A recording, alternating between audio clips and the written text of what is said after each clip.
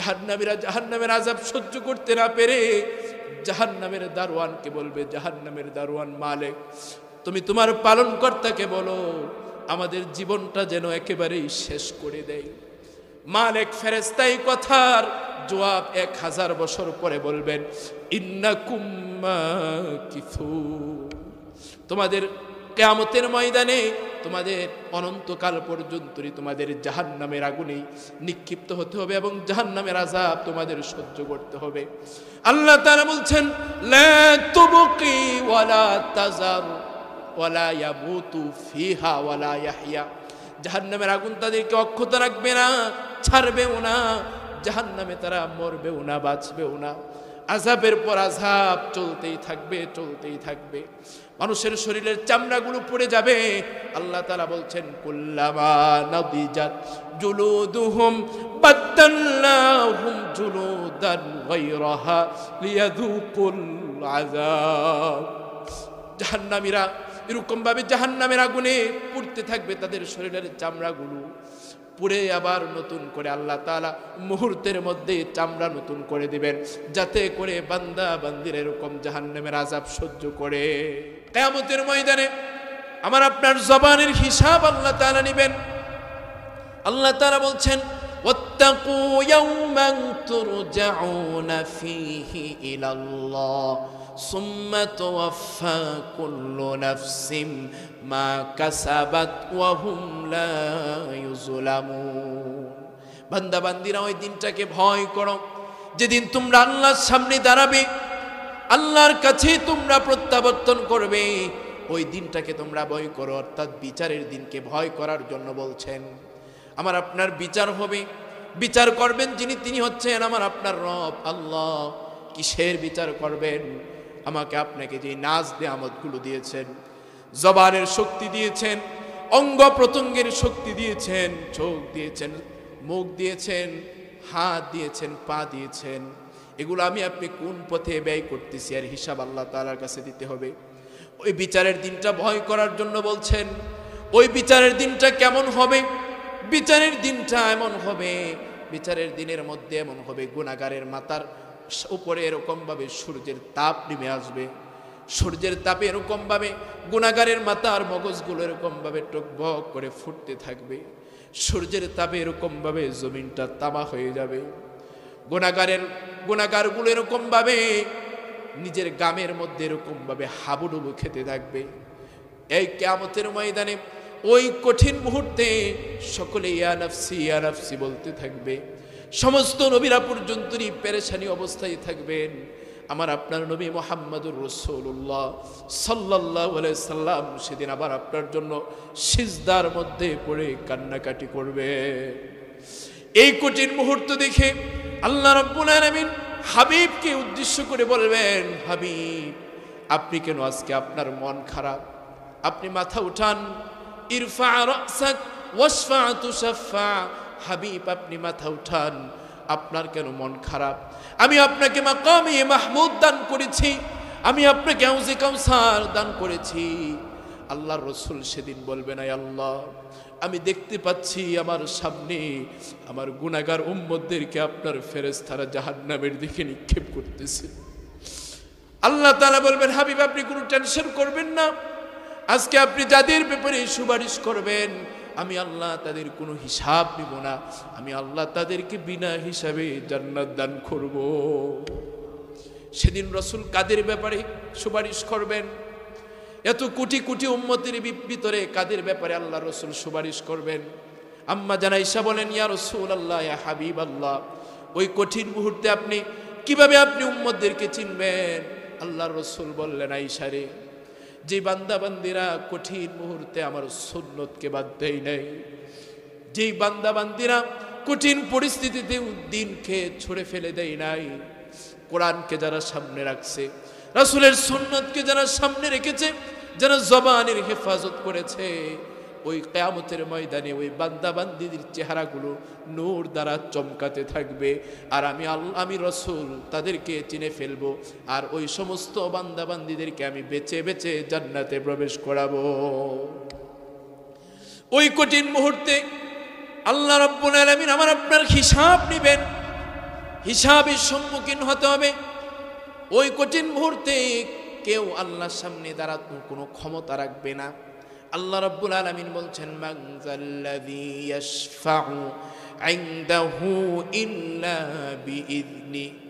আছে কি এমন আজকে আমি আল্লাহর সামনে, আমি আল্লাহর অনুমতি ব্যতীত আমার সামনে দাঁড়িয়ে কথা বলবে এমন কেউ আছে কি? সেদিন আল্লাহর অনুমতি ব্যতীত কেউ আল্লাহর সামনে দাঁড়িয়ে কথা বলতে পারবে না। ওই কঠিন মুহূর্তে আল্লাহ তাআলা আমার আপনার হিসাব নেবেন। আল্লাহ তাআলা বলবেন, বান্দা আমি তোমাকে কত সুন্দর চেহারা দিয়েছিলাম, আমি তোমাকে কত সুন্দর দুইটা চোখ দিয়েছিলাম, আমি কত সুন্দর তোমাকে জবান দিয়েছিলাম। আল্লাহ তাআলা বলছেন, আলাম নাজআল লাহু আইনাইন ওয়া লিসানান ওয়া শাফাতাইন ওয়া হাদাইনাহু নাজদাইন। বান্দা আমি কি তোমাকে দুইটা চোখ দেই নাই? আমি কি দুইটা ঠোঁট দেই নাই? আমি কি তোমাদেরকে জিহ্বা দেই নাই? এগুলো কেন দিয়েছি বান্দা বান্দিরা? এগুলো দিয়েছিলাম আমি আল্লাহর নাজ নিয়ামতগুলো বেশি বেশি করে কদর করার জন্য। এজন্য রাসূল বলেন, পৃথিবীর কোনো বান্দা বান্দিরা যদি দুটো অঙ্গের হেফাজতের জিম্মাদারি গ্রহণ করতে পারে, আল্লাহ রাসূল বলেন ওই বান্দা বান্দিদেরকে জান্নাতে নিয়ে যাওয়ার জিম্মাদারি আমি গ্রহণ করব। قال النبي صلى الله عليه وسلم من يزمل لما بين لحييه وما بين رجليه أزمل له الجنة। নবীজি বলেন, যদি কোনো বান্দা বান্দি জবানের হেফাজত করতে পারে এবং নিজের লজ্জাস্থানের হেফাজত করতে পারে, এই দুটো জিম্মাদারি যদি কোনো বান্দাবান্দি হেফাজতের জিম্মাদারি গ্রহণ করতে পারে, নবী বলেন ওই বান্দাবান্দিদেরকে জান্নাতে নিয়ে যাওয়ার জিম্মাদারি আমি রাসূল গ্রহণ করব। কিয়ামতের ময়দানে আমার আপনার আল্লাহর সামনে দাঁড়াতে হবে, বিচার করবেন, বিচারের সম্মুখীন আমার আপনার হতে হবে। ওই দিন কেউ বিচারের সম্মুখীন না হয়ে পার পাবো না। সেদিন আল্লাহর সামনে যখন আমি আপনি দাঁড়াবো, আমি আপনি তখন মিথ্যা কথা বলতে থাকবো। সেদিন আমার আপনার আমলনামা আমার আপনার সামনে পেশ করা হবে। কোরআনের মধ্যে আসছে, আল্লাহ তাআলা বলবেন, ইকরা কিতাবাকা কাফা বিনাফসিকাল ইয়াওমা আলাইকা হাসিবা। আল্লাহ বলবেন, বান্দা পড়ো, তুমি কি করেছো তুমি পড়ো, তোমার আমলনামা পড়ো। তুমি তোমার জবান কোন কাজে ব্যয় করেছিলে, তোমার চোখ দিয়ে কোথায় তুমি তাকিয়ে তাকিয়ে দেখেছিলে, তোমার পা দিয়ে হেঁটে হেঁটে কোন কাজে তুমি গিয়েছিলে, পড় দেখো। আজকে তোমার আমলনামা তুমি পড়ো, আজকে তোমার হিসাবের জন্য তুমি যথেষ্ট হয়ে যাও। কোরআনের মধ্যে অন্য আয়াতের মধ্যে আল্লাহ তাআলা বলছেন, সেদিন বান্দার এই অবস্থা দেখে বান্দারা বলবে, কোরআনের মধ্যে আসছে আল্লাহ তাআলা বলছেন, ওয়ায়াকুলুনা ইয়া ওয়াইলাতানা মা লিহাযাল কিতাব লা ইউগাদিরু সাগীরাতাও ওয়ালা কাবীরাতান ইল্লা আহসাহা। কোরআন বলছে সেদিন বান্দাবান্দির সামনে যখন এরকম আমলনামা পেশ করা হবে, বান্দাবান্দিরা সেদিন দেখবে, হায় আমার ছোট থেকে ছোট গুনাহটাও বাদ পড়ে যায় নাই, আমার ছোট থেকে ছোট নাফরমানিটাও বাদ পড়ে যায় নাই, আমার ছোট থেকে ছোট অন্যায়ভাবে জবান দিয়ে যে কথাটা বলেছিলাম, কাউকে গালি দিয়েছিলাম, ওই গালিটাও এখনো বাদ পড়ে যায় নাই, আমার সব কিছু তো আমার সামনে স্পষ্ট। এইভাবে যখন বান্দাবান্দির সামনে আমলনামা পেশ করা হবে, এইভাবে যখন পেশ করা হবে, গুনাহগার বান্দাগুলো অবস্থা দেখে নিজের শরীরগুলো তারা কামড়াইতে থাকবে। নিজের শরীর কামড়ালেও ওই কিয়ামতের ময়দানে কোনো লাভ হবে না। আল্লাহ তাআলা বলবেন, এদেরকে জাহান্নামের মধ্যে নিক্ষেপ করো। জাহান্নামের মধ্যে নিক্ষেপ করা হবে। কেমন জাহান্নামের মধ্যে নিক্ষেপ করা হবে? ওই জাহান্নামের এমন পানি তার শরীরের মধ্যে ঢেলে দেওয়া হবে, জাহান্নামের এক বালতি পানি দুনিয়ার সমুদ্রের মধ্যে যদি ফেলে দেওয়া হয়, দুনিয়ার 7 সমুদ্রের পানি এরকম ভাবে টকবক করতে থাকবে। জাহান্নামের এরকম সাপ বিচ্ছু তাকে আঘাত করতে থাকবে, জাহান্নামের হাতুড়ি দিয়ে তাকে আঘাত করতে থাকবে। হাতুড়ি ওজন কেমন হবে? দুনিয়ার জিন ইনসান মিলেও এই হাতুড়িকে জমিন থেকে তুলতে পারবে না। এমন হাতুড়ি দিয়ে তাকে আঘাতের পর আঘাত করতে থাকবে। জাহান্নামের আযাব সহ্য করতে পারবে না। একটা সময় জাহান্নামের দারওয়ানকে বলবে, ওয়ানাদাউ ইয়া মালিকু লিয়াকদি আলাইনা রাব্বুকা ক্বালা ইন্নাকুম মাকিসুন। জাহান্নামীরা জাহান্নামের আযাব সহ্য করতে না পেরে জাহান্নামের দারওয়ানকে বলবে, জাহান্নামের দারওয়ান মালিক, তুমি তোমার পালনকর্তাকে বলো আমাদের জীবনটা যেন একেবারেই শেষ করে দেয়। মালিক ফেরেশতা এই কথার জবাব 1000 বছর পরে বলবেন, ইন্নাকুম মাকিসুন। তোমাদের কিয়ামতের ময়দানে তোমাদের অনন্তকাল পর্যন্ত তোমাদের জাহান্নামের আগুনে নিক্ষিপ্ত হতে হবে এবং জাহান্নামের আযাব তোমাদের সহ্য করতে হবে। আল্লাহ তাআলা বলছেন, লা তুবকি ওয়ালা তাজার ওয়ালা ইয়ামুতু ফিহা ওয়ালা ইয়াহইয়া। জাহান্নামের আগুন তাদেরকে অক্ষত রাখবে না, ছাড়বেও না। জাহান্নামে তারা মরবেও না, বাঁচবেও না। আযাবের পর আযাব চলতেই থাকবে, চলতেই থাকবে। মানুষের শরীরের চামড়াগুলো পড়ে যাবে। আল্লাহ তাআলা বলছেন, কুল্লামা নাদিজাত জুলুদুহুম বাদদালনাহুম জুলুদান গায়রাহা লিয়াযুকুল আযাব। জাহান্নামীরা এরকম ভাবে জাহান্নামের আগুনে পুড়তে থাকবে, তাদের শরীরের চামড়াগুলো পুড়ে আবার নতুন করে আল্লাহ তাআলা মুহূর্তের মধ্যে চামড়া নতুন করে দিবেন, যাতে করে বান্দা বান্দির এরকম জাহান্নামের আযাব সহ্য করে। এই জন্য বন্ধুগণ আমার, অঙ্গ প্রত্যঙ্গের হেফাজত করতে হবে, নিয়ামতকে কাজে লাগাইতে হবে। এই জন্য আল্লাহ তাআলা অসংখ্য গণিত আমাকে আপনাকে নিয়ামত দান করেছেন। নিয়ামত যদি গণনা করি কখনোই শেষ করতে পারবো না। শেষ করা যাবে? শেষ করা যাবে না। আল্লাহ তাআলা বলছেন, ওয়া ইন তাউদ্দু নি'মাতাল্লাহি লা তুহসুহা। বান্দা বান্দিরা রে, আল্লাহ তাআলা যে অসংখ্য গণিত নিয়ামত দান করেছেন, নিয়ামত যদি গণনা করো তাহলে শেষ করতে পারবে না। এই জন্য আমাদের পুরো জীবনটাই আল্লাহ পাকের পক্ষ থেকে নিয়ামত। ওয়া মা বিকুম মিন নি'মাতিন ফামিনাল্লাহ। আমাদের পুরো জীবনটাই আল্লাহ পাকের পক্ষ থেকে একটা নিয়ামত। এই জন্য বলছিলাম বন্ধুগণ আমার, আল্লাহ তাআলা দুনিয়ার বান্দা বান্দীদেরকে সৃষ্টি করেছেন ইবাদতের জন্য। আর দুনিয়াতে প্রত্যেকটা বান্দা বান্দি দুই অবস্থার মধ্যে, একটা হচ্ছে নিয়ামত আর একটা মুসিবত। এই মুসিবতের অন্যতম আর একটা কারণ হচ্ছে বান্দা বান্দিরা যখন আল্লাহ তাআলা বান্দা বান্দীদেরকে যখন ভালোবাসেন, ইদা আহাব্বাল্লাহু আবদান সাব্বা আলাইহিল বালা সাব্বা। আল্লাহ যখন কাউকে ভালোবাসেন তখন তাকে বালা মুসিবত দান করেন। এজন্য পৃথিবীতে যে যত বেশি আল্লাহ পাকের প্রিয়, সে তত বেশি বালা মুসিবতের সম্মুখীন হয়েছিল। সবচেয়ে প্রিয় আল্লাহ পাকের সবচেয়ে প্রিয় হচ্ছেন আমার আপনার নবী মুহাম্মদুর রাসূলুল্লাহ সাল্লাল্লাহু আলাইহি সাল্লাম। নবীজি নিজে বলছেন, উযিতু ফিল্লাহি মা লাম ইউযা আহাদুন।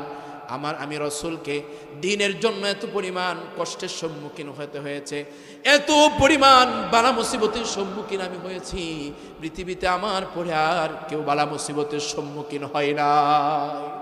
এজন্য বালা মুসিবত আসবেই আসবে।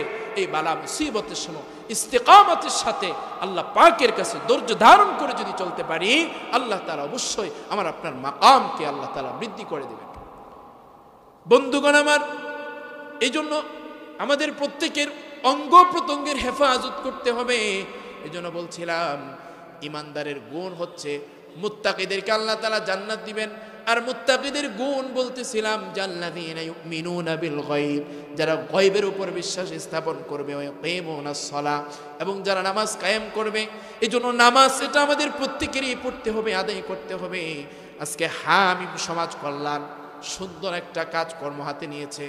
সমাজের কাজকর্ম করে এই যুবক ভাইগুলো যদি 5 ওয়াক্ত নামাজ ঠিক মতন আদায় করে, আল্লাহ রাব্বুল আলামিন এই যুবকদের আমলগুলোকে নবীদের সাথে তাদের হাসর নাসর করাবেন। এই জন্য কিয়ামতের কঠিন মুসিবতের দিন আল্লাহ তাআলার আরশের ছায়া ব্যতীত যেদিন আর কোনো ছায়া থাকবে না, ওই ছায়ার মধ্যে বিশেষ কিছু গুণওয়ালা বান্দা বান্দীদেরকে আল্লাহ তাআলা স্থান দিবেন।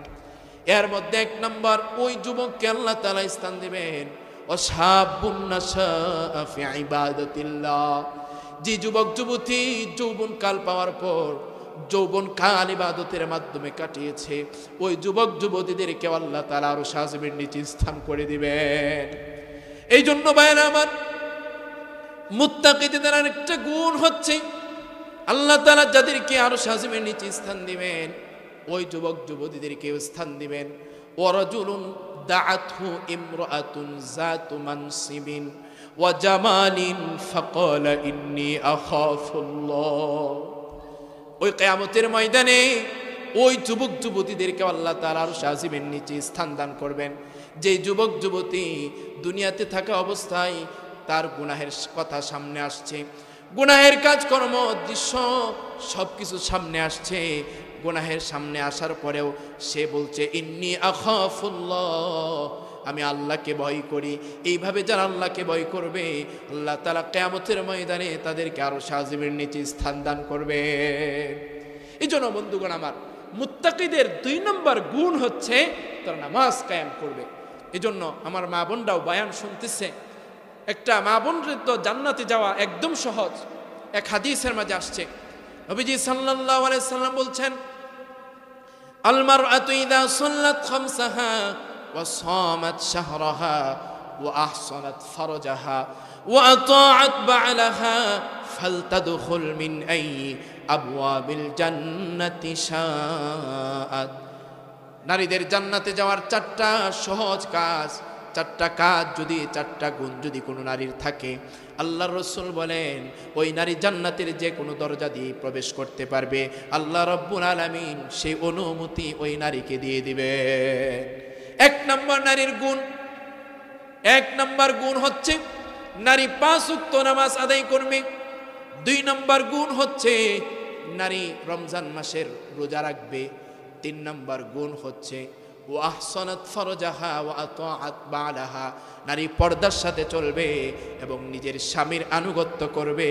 এই 4 গুণ যদি কোনো নারী করতে পারে, ওই নারীকে আল্লাহ তাআলা এমন ক্ষমতা দেবেন, ওই নারী যে কোনো জান্নাতের দরজা দিয়ে প্রবেশ করতে পারবে। আমাদের মায়েদের নামাজের গুণটা আছে। আমাদের মায়েরা যে কাজটা ভুল করে থাকেন, অনেক সময় পারিবারিক কাজকর্মের কারণে তারা জোহরের নামাজটা আসরের নামাজ একসাথে করে ফেলে। এটা করা যাবে না, এটা করলে হবে না। অর্থাৎ ঠিক টাইমে যেই মা নামাজ আদায় করবে, ওই মার ওই শক্তি আল্লাহ তাআলা দান করবেন। আর যেই মা নিজের সতীত্বের হেফাজত করবে, পর্দার সাথে চলবে, ওই নারীর এমন ক্ষমতা দিবে যে ওই নারী যে কোনো দরজা দিয়ে প্রবেশ করতে পারবে। আলহামদুলিল্লাহ, এই এলাকায় আসার পর একটা বিষয় খুব ভালো লেগেছে আমার, যে এখনো আমার চোখের সামনে কোনো নারী, কোনো মা, কোনো বোন বুরকা অবস্থায় আমি দেখি নাই। আলহামদুলিল্লাহ বলেন। অবশ্যই এই এলাকার মা বোনরা পর্দাশীল। এই গুণটা যদি আমাদের মায়েদের মৃত্যুর আগ পর্যন্তই থাকে, মায়েদের এমন শক্তি হবে যে কোনো দরজা দিয়ে সে জান্নাতে প্রবেশ করতে পারবে। এজন্য মায়েদের নিজের স্বামীর আনুগত্য করতে হবে এবং নিজের সতীত্বের হেফাজত করতে হবে। আল্লাহ তাআলা আমাদের প্রত্যেককে যেই কথাগুলো বললাম, আল্লাহ তাআলা বুঝার আমল করার তৌফিক দান করুন। সকলে বলেন আমিন।